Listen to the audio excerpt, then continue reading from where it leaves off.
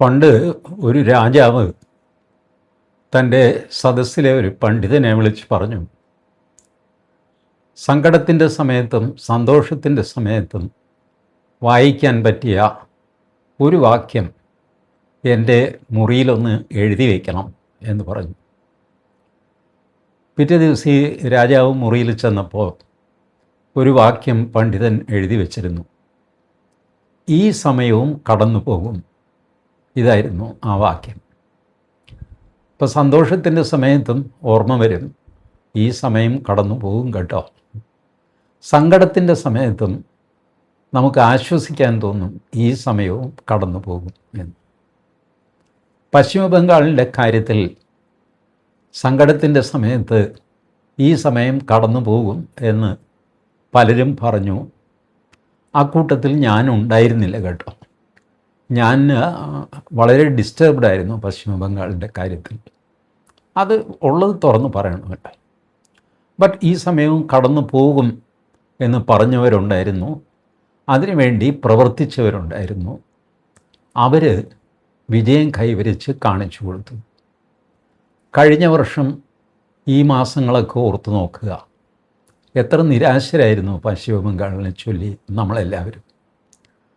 മമതാ ബാനർജിയുടെ മുസ്ലിം പ്രീണനത്തിൻ്റെ അങ്ങേയറ്റം ബംഗ്ലാദേശി മുസ്ലിങ്ങളുടെയും തദ്ദേശീയ മുസ്ലിങ്ങളുടെയും ഭരണത്തിൽ വീർപ്പുമുട്ടുന്ന ഗ്രാമങ്ങൾ, സന്ദേശ് ഖാലിയിൽ നടന്ന ക്രൂര ബലാത്സംഗത്തിൻ്റെ പ്രതികളെ രക്ഷിക്കാൻ മമതാ ബാനർജി നടത്തിയ ശ്രമം, അതിനുശേഷവും തെരഞ്ഞെടുപ്പ് ജയിക്കാൻ അവർ കാണിച്ച സാമർഥ്യം, എന്നാൽ പിന്നീട് RG കർ മെഡിക്കൽ കോളേജിലെ ബലാത്സംഗത്തിൻ്റെ പ്രതികളെ രക്ഷിക്കാൻ അവർ കാണിച്ച വെപ്രാളം, അവർ മെല്ലെ തോറ്റുകൊണ്ടിരിക്കുന്നു എന്ന് ബംഗാളിലെ ജനത മനസ്സിലാക്കി. പക്ഷേ അവർക്കെതിരെ വോട്ട് ചെയ്യാൻ ആർക്കും ധൈര്യം ഉണ്ടായില്ല. ആ ധൈര്യം BJPക്കാരുണ്ടാക്കി കൊടുത്തപ്പോൾ ബംഗാളിലെ ജനങ്ങൾ അതിശക്തമായി തിരിച്ചടിച്ചിട്ട് മമതാ ബാനർജിയെ താഴെ ഇറക്കി. അങ്ങനെ ആ സമയം കടന്നുപോയി. ഇപ്പോൾ കൂരിരുൾ നീങ്ങി പ്രഭാതമായി. ബംഗാളിൽ പോസ്റ്റ് പോൾ വയലൻസ് അതിഭീകരമായിട്ട് നടന്നു. ഒരുപാട് ഗ്രാമങ്ങളിലും പട്ടണങ്ങളിലും എല്ലാം അങ്ങോട്ടും ഇങ്ങോട്ടും അടിയൊക്കെ നടന്നു. പക്ഷേ വലിയ സംഘർഷങ്ങളായിരുന്നില്ല, ചെറിയ ചെറിയ സംഘർഷങ്ങളായിരുന്നു. കൂടുതലും മൊട്ടയേറായിരുന്നു.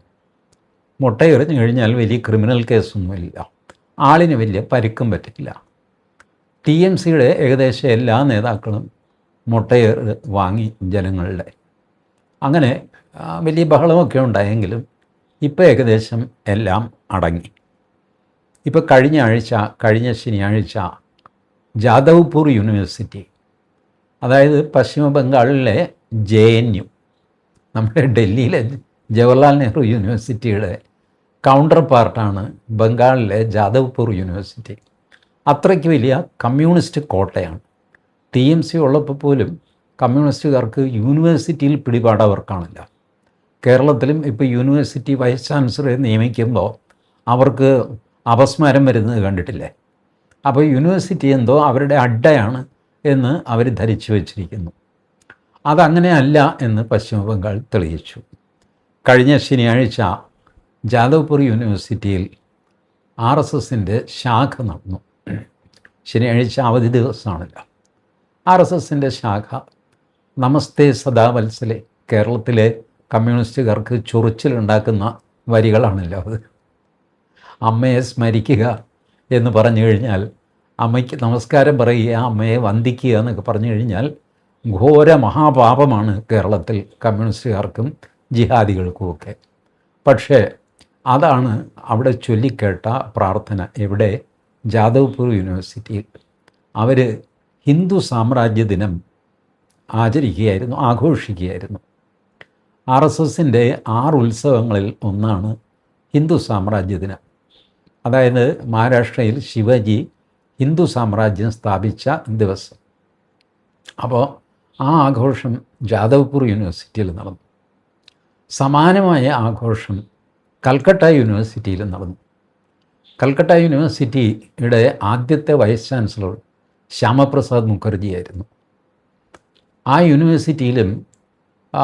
ബി ജെ പിയോ അല്ലെങ്കിൽ എ ബി വി പിയോ അതുപോലത്തെ ഹിന്ദുത്വ പ്രസ്ഥാനങ്ങൾക്കൊന്നും കാലുകുത്താൻ പറ്റാത്ത ശക്തി ദുർഗങ്ങളായിരുന്നു കമ്മ്യൂണിസ്റ്റുകാരുടെ ഈ യൂണിവേഴ്സിറ്റികളൊക്കെ. കൽക്കട്ട യൂണിവേഴ്സിറ്റിയിൽ ഹിന്ദു സാമ്രാജ്യ ദിനം ആഘോഷത്തിൽ പ്രസംഗിക്കാൻ വന്നത് നമ്മളുടെ ഇദ്ദേഹം ഉണ്ടല്ലോ, സ്വപൻ ദാസ് ഗുപ്ത. സ്വപൻ ദാസ് ഗുപ്ത അറിയപ്പെടുന്ന ജേർണലിസ്റ്റാണ്, ഇംഗ്ലീഷ് പത്രങ്ങളിലൊക്കെ എഴുതുമായിരുന്നു. അദ്ദേഹം ഈ തെരഞ്ഞെടുപ്പിന് എത്രയോ മുമ്പ് തന്നെ ബംഗാളിൽ പോവുകയും സ്ഥാനാർത്ഥിയായി മത്സരിക്കുകയും ജയിക്കുകയും ഇപ്പോൾ അവിടെ ഫൈനാൻസ് മിനിസ്റ്ററാകുകയും കഴിഞ്ഞ ദിവസം അവിടെ ബജറ്റ് അവതരിപ്പിക്കുകയും ഒക്കെ ചെയ്തു. സ്വപൻ ദാസ് ഗുപ്ത അദ്ദേഹമാണ് കൽക്കട്ട യൂണിവേഴ്സിറ്റിയിൽ പ്രഭാഷണം നടത്തിയത്. അങ്ങനെ രാഷ്ട്രീയ സ്വയംസേവക സംഘം നേരത്തെ ഉണ്ടായിരുന്നെങ്കിലും തലപൊക്കാൻ വയ്യാത്ത രീതിയിൽ മർദ്ദനമേറ്റ് ഓടിപ്പാഞ്ഞുകൊണ്ടിരുന്ന ആൾക്കാർ ഇപ്പോൾ ഉദയസൂര്യൻ്റെ പ്രകാശത്തിൽ നല്ല ജോറായിട്ട് ശാഖ നടത്തുന്നു, ഹിന്ദു സാമ്രാജ്യ ദിനം നടത്തുന്നു. അതേ ബംഗാൾ, അതേ മനുഷ്യർ, എല്ലാവരും അത് അപ്രീഷിയേറ്റ് ചെയ്യുന്നു. നേരത്തെ ആക്രമിക്കാൻ വന്ന ആളുകളെ ഇപ്പോൾ കാണുന്നില്ല. ഒരുപക്ഷെ അവിടെ ഇവിടെയൊക്കെ ആയിട്ട് ഉണ്ടാവും. അവരിപ്പോൾ ചോദിക്കുന്നത് ഇതെങ്ങനെ ഹിന്ദുത്വ ശക്തികൾക്കിങ്ങനെ യൂണിവേഴ്സിറ്റിക്കുള്ളിൽ പരിപാടി നടത്താൻ പറ്റും? അവർ നടത്തുമ്പോൾ ഈ ചോദ്യം ചോദിക്കാൻ പാടില്ലായിരുന്നു. ചോദ്യം നിരോധിച്ചിരിക്കുന്നു. കാരണം അത് ബുദ്ധിജീവികളുടെ വിളയാട്ടമാണ്. ഇടതുപക്ഷത്തിൻ്റെ സംസ്കാരം പടിക്ക് പുറത്ത് എന്ന് കൊല്ലത്ത് SN കോളേജിൽ SFI എഴുതി വെച്ചു. ബുദ്ധിജീവികളുടെ മുദ്രാവാക്യമാണ് സംസ്കാരം പടിക്ക് പുറത്ത്. തൃശ്ശൂർ കേരളവർമ്മ കോളേജിൻ്റെ മുമ്പിൽ വരച്ചു വെച്ച ചിത്രം നല്ല ഒന്നാം തരം സംസ്കാരമല്ലേ അത്? അതിനൊന്നും ഒരു കുഴപ്പവുമില്ല. RSSകാർ മാതൃഭൂമിയെ വന്ദിച്ചാലാണ് കുഴപ്പം. എന്ത് പറയട്ടെ, ആ കുഴപ്പം മാറി. നിയമസഭയ്ക്കുള്ളിലോ വലിയ തമാശകളാണ്. ഇവർക്ക് TMCക്ക് 80 സീറ്റാണല്ലോ ഉള്ളത്. അതിൽ 62 പേര് വിമതന്മാരാണ്. 18 പേരേ ഉള്ളൂ മമതാ ബാനർജിയുടെ TMCയിൽ. മറ്റ് 62 പേര് സെപ്പറേറ്റ് ബ്ലോക്കാണ് എന്നൊക്കെ പറഞ്ഞിരിക്കുന്നു. 18 പേര് അസംബ്ലിയിൽ പലപ്പോഴും ഇരിക്കുന്നില്ല. അവർ അസംബ്ലിക്ക് പുറത്ത് ഒരു കസേരയിട്ടിരിക്കുക, അല്ലെങ്കിൽ അസംബ്ലിക്കുള്ളിൽ നടക്കുക, ഇങ്ങനെയൊക്കെ ചെയ്തിട്ട് വെരുകിനെ പോലെ ജീവിക്കുകയാണ് 18 പേർ. നിസ്സാരക്കാരൊന്നുമല്ല കേട്ടോ, വലിയ മഹാന്മാരായ MLAമാരാണ് അവരൊക്കെ. അപ്പോൾ ഇതിൽ പ്രതിപക്ഷം ഏതാ ഭരണകക്ഷി ഏതാ എന്ന് തിരിച്ചറിയാൻ പറ്റാത്ത ഒരവസ്ഥയുണ്ട്. 62 പേര് സെപ്പറേറ്റ് ബ്ലോക്കായിട്ടിരുന്നപ്പോൾ അവർക്കാണ് സ്പീക്കർ ഓപ്പോസിഷൻ ലീഡർ സ്ഥാനം കൊടുത്തത്. പ്രതിപക്ഷ നേതൃസ്ഥാനം എന്ന് പറഞ്ഞാൽ ക്യാബിനറ്റ് റാങ്കൊക്കെ ഉള്ളതാണ്. അവർക്ക് ഈ നിയമസഭയ്ക്കുള്ളിൽ ഒരു റൂമും ഒരു ഹോളും കിട്ടും, അവരുടെ യോഗം ചേരാനും അവരുടെ ഓഫീസായിട്ട് പ്രവർത്തിക്കാനും ഒക്കെ. അപ്പോൾ ഈ റൂമും ഹോളും അവരുടെ നേതാവായ ഋതബ്രത ബാനർജിക്ക് കൊടുത്തു. ഋതബ്രത ബാനർജിയാണ് ഈ വിമത TMCയുടെ നേതാവ്. അദ്ദേഹം CPMകാരനായിരുന്നു കേട്ടോ, മാർക്സിസ്റ്റ് പാർട്ടിക്കാരനായിരുന്നു. കുറേ വർഷം മുമ്പ് നിങ്ങൾക്ക് ഓർമ്മയുണ്ടാകും, അദ്ദേഹം ഒരു TV ചർച്ചയിൽ പങ്കെടുത്തപ്പോൾ കയ്യിലെ വാച്ച് ആപ്പിൾ വാച്ചായിരുന്നു, പോക്കറ്റിലെ പേന ഏതോ വിദേശ നിർമ്മിത പേനയായിരുന്നു. അത് എടുത്ത് കാണിച്ചുകൊണ്ടൊക്കെ സംസാരിച്ചു. അപ്പോൾ അതുകൊണ്ട് ആ മനുഷ്യൻ ബൂർഷ്വയാണ് എന്ന് പറഞ്ഞിട്ട് പാർട്ടിയിൽ നിന്ന് പുറത്താക്കി ഋതബ്രത ബാനർജി. ആ ഋതബ്രത ബാനർജി പിന്നീട് TMCയിൽ ചേർന്നു. ഇപ്പോൾ TMC വിമതനായിട്ട് ഓപ്പോസിഷൻ ലീഡറായിട്ട് അവതരിച്ചിരിക്കുന്നു. ഇതാണ് ഋതബ്രത ബാനർജി. മറ്റ് 18 പേര് അനാഥപ്രേതങ്ങളായിട്ട് നടക്കുന്നു. അവർ ഒബ്ജക്ഷനൊക്കെ റേസ് ചെയ്ത് നോക്കി, ഋതബ്രത ബാനർജിയെ ആക്കരുതെന്ന് പറഞ്ഞു. അവർ തമ്മിൽ വാഗ്വാദമൊക്കെ അസംബ്ലിയിൽ വെച്ച് നടന്നു. പക്ഷേ സ്പീക്കർ അക്ഷോഭ്യനായിട്ട് പറഞ്ഞു, അവരാണ് വലിയ ഗ്രൂപ്പ്, അവരെ അംഗീകരിക്കാൻ പറ്റുള്ളൂ, നിങ്ങൾ 18 പേരേ ഉള്ളൂ. അപ്പോൾ ഈ ചർച്ചയിലൊക്കെ പങ്കെടുക്കുമ്പോൾ വിമത TMCയുടെ ചീഫ് വിപ്പ് അദ്ദേഹത്തിന് ബജറ്റ് പ്രസംഗത്തിൽ ഇടപെട്ട് സംസാരിക്കാൻ സ്പീക്കർ 8 മിനിറ്റ് നൽകി. ഈ 8 മിനിറ്റിൽ 6 മിനിറ്റ് ഇദ്ദേഹം പ്രസംഗിച്ചു, 2 മിനിറ്റ് മമതാ ബാനർജി TMC ഉണ്ടല്ലോ അതിൻ്റെ നേതാവിന് ഒരു സൗജന്യമായിട്ട് കൊടുത്തു. എന്തൊരു വിചിത്രമായ സിറ്റുവേഷനാണ് നോക്കുക. പ്രതിപക്ഷത്തിന് സംസാരിക്കാൻ കൊടുത്ത സമയത്തിൽ നിന്ന് പ്രതിപക്ഷ വിരുദ്ധരായവർക്ക് വേണ്ടി 2 മിനിറ്റ് ഇദ്ദേഹം ദാനം ചെയ്യുന്നു. അത് പ്രതിപക്ഷത്ത് ഋതുപ്രതാപ് ബാനർജിയുടെ കൂട്ടത്തിൽ തന്നെയുള്ള ഒരു വനിതാ MLA ചോദ്യം ചെയ്യുന്നു. അവർ പറയുന്നു, ആ 2 മിനിറ്റ് എനിക്ക് തന്നിരുന്നെങ്കിൽ ഞാൻ സംസാരിക്കുമായിരുന്നല്ലോ, അവർക്ക് കൊടുത്തത് എന്തിനാണ്?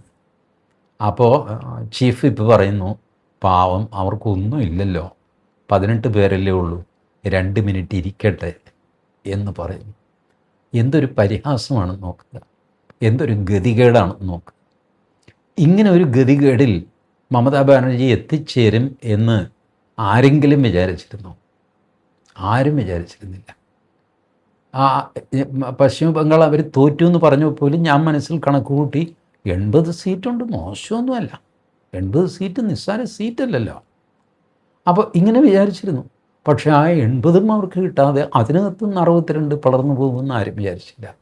അങ്ങനെ 18 എന്ന ദയനീയമായ നമ്പറിൽ മമതാ ബാനർജി കലാശിച്ചു. മമതാ ബാനർജി ആണെങ്കിൽ ജയിച്ചിട്ടുമില്ല, അവർ തോറ്റുപോയി. അവർക്ക് ഇപ്പോൾ നിയമസഭയിൽ കയറാൻ നിർവാഹമില്ല. മമതാ ബാനർജി, ഞാൻ അന്ന് ഒരു വീഡിയോ ചെയ്തിരുന്നല്ലോ, ഞാൻ തോറ്റിട്ടില്ല, ഞാൻ ഇറങ്ങിത്തരില്ല, ഒമി ജാബോനാ എന്ന് പറഞ്ഞ് അങ്ങനെ വാശി പിടിച്ച് നിന്നതാണ്. ആ വാശിയൊക്കെ പോയി. പാവം ഡൽഹിയിൽ പോയി, ഇന്ത്യ മുന്നണി യോഗത്തിൽ പോയി സോണിയാഗാന്ധിയെ കെട്ടിപ്പിടിച്ചു. മമതാ ബാനർജി കരഞ്ഞു, സോണിയാഗാന്ധി കൂടെ കരഞ്ഞു.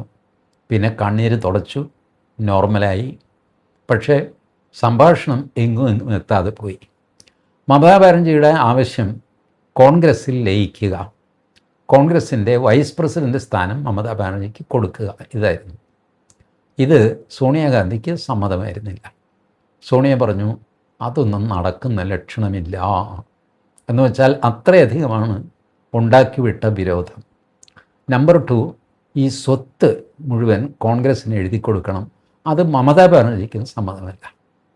മമതാ ബാനർജിയുടെ TMCക്ക് പശ്ചിമ ബംഗാളിൽ 450 ഓഫീസുകളോ മറ്റോ ഉണ്ട്, പലതും കണ്ണായ സ്ഥലത്താണ്, കോടിക്കണക്കിന് രൂപയുടെ സ്വത്താണ്.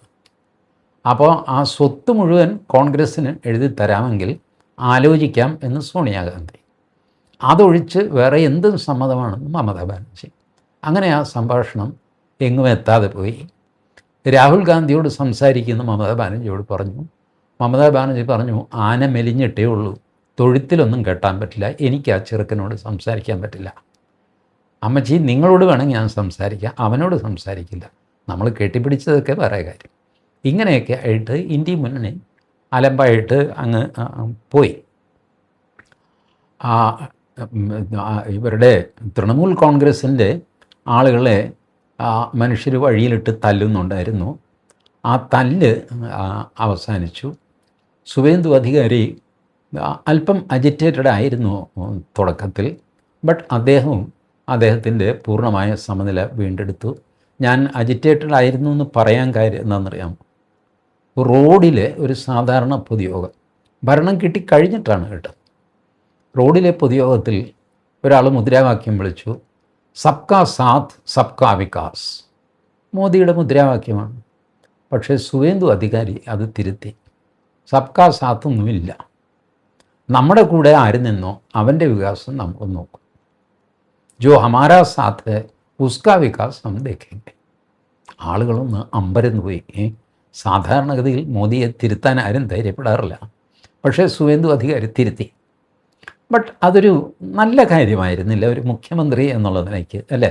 അങ്ങനെ പറയാൻ പാടില്ല. ഉള്ളിൽ അങ്ങനെ ഉണ്ടെങ്കിൽ പോലും, പ്രയോഗത്തിൽ അങ്ങനെ ചെയ്യുന്നുണ്ടെങ്കിൽ പോലും പറയാൻ പാടില്ല, അത് ശരിയായില്ല.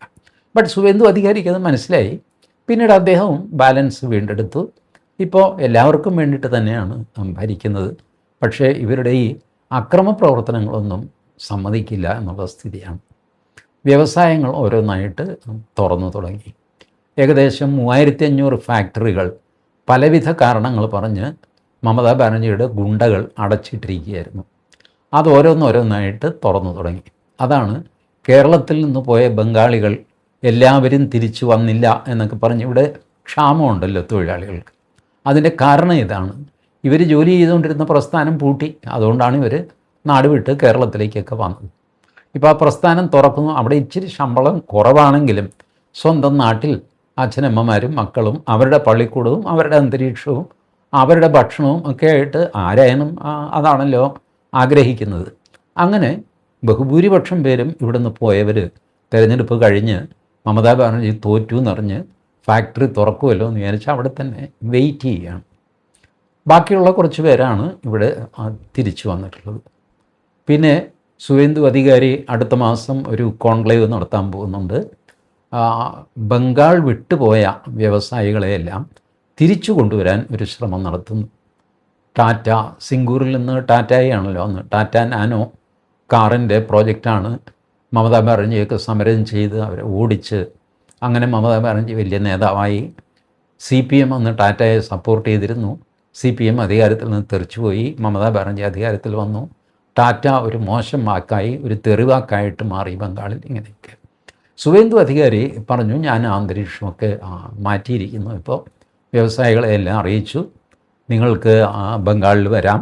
പഴയ പോലെ തന്നെ ബംഗാൾ വലിയ ഇൻഡസ്ട്രിയൽ ഹബ്ബായിരുന്നു ഒരു കാലത്ത്. കമ്മ്യൂണിസ്റ്റ് പാർട്ടി ഭരിച്ച് സകലതും പൂട്ടിക്കെട്ടി നാശമാക്കിയതാണ്.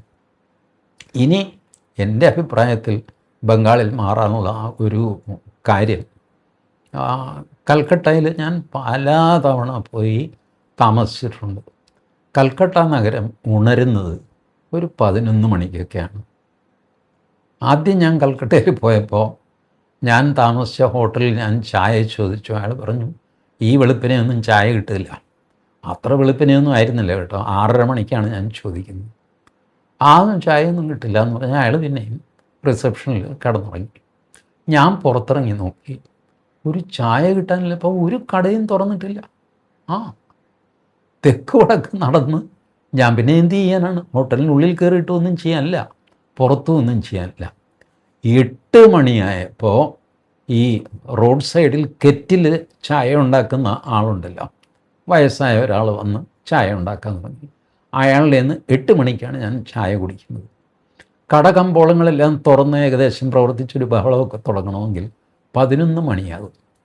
ഇത്രയും അലസമായിട്ട് ഉറക്കമെണീക്കുന്ന വേറൊരു സംസ്ഥാനം ഞാൻ കണ്ടിട്ടില്ല. ബംഗാളികളെക്കാൾ വലിയ മടിയന്മാരാണ് ഒറീസക്കാരും അസാമിലെ ജനതയുമൊക്കെ. പക്ഷേ അവർ ഇതിലും നേരത്തെ ഒരല്പം ആക്റ്റീവാകും. എന്നാൽ ഏറ്റവും വെളുപ്പിനെ ആക്റ്റീവാകുന്നത് ഞാൻ കണ്ട സംസ്ഥാനങ്ങളിലൊന്ന് തമിഴ്നാടാണ് കേട്ടോ. 5:30 മണിക്ക് ഒക്കെ അവിടെ കട തുറക്കും. 6 മണിയൊക്കെ ആയി കഴിയുമ്പോൾ വലിയ ബഹളമാകും. ഇഡ്ഡലി, ദോശ, ഇത് ചായ എന്നൊക്കെ പറഞ്ഞിട്ട് ഫുൾ സ്വിങ്ങിൽ. അപ്പോൾ അത് ഞാൻ കണ്ടിട്ടുള്ളത് തമിഴ്നാട്ടിലാണ്. പിന്നെ ഉള്ളത് ഈ മഹാരാഷ്ട്രയുടെ എല്ലാ സ്ഥലത്തുമില്ല, എന്നാലും മുംബൈ, നാഗ്പൂർ ഇങ്ങനെയുള്ള പ്രധാന നഗരങ്ങളൊക്കെ 5:30-6 മണിക്കൊക്കെ ലൈവാകും. മുംബൈ പിന്നെ ഇപ്പം 24 hours. ഈ സ്വഭാവം കൂടെ പശ്ചിമ ബംഗാളിലെ മാറിക്കഴിഞ്ഞാൽ അവർക്ക് വെച്ചടി ഇരുന്നെണീറ്റതുപോലെ അവർ വളരും. കേരളത്തിൽ നമ്മുടെ VD സതീശനൊന്നും വിചാരിച്ചാൽ ഇത് നടക്കില്ല. കേരളത്തിൽ സ്ഥലമില്ല. എന്ത് വ്യവസായമാണ് കേരളത്തിൽ കൊണ്ടുവരാൻ പോകുന്നത്? ഒരു 50 ഏക്കർ തികച്ച് കണ്ടിന്യൂസ് ഭൂമി നമുക്ക് എവിടെയെങ്കിലും ഉണ്ടോ കേരളത്തിൽ? ഉണ്ടെങ്കിൽ തന്നെ അത് കൃഷിഭൂമിയായിരിക്കും.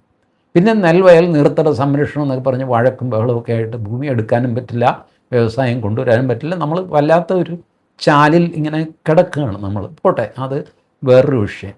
ഏതായാലും സുവേന്ദു അധികാരി പൂർണ്ണചന്ദ്രനായിട്ട് മാറുന്ന കാഴ്ചയാണ് ബംഗാളിൽ കാണുന്നത്. അത് വളരെ ശുഭകരമായ ഒരു കാഴ്ചയാണ്. Thank you.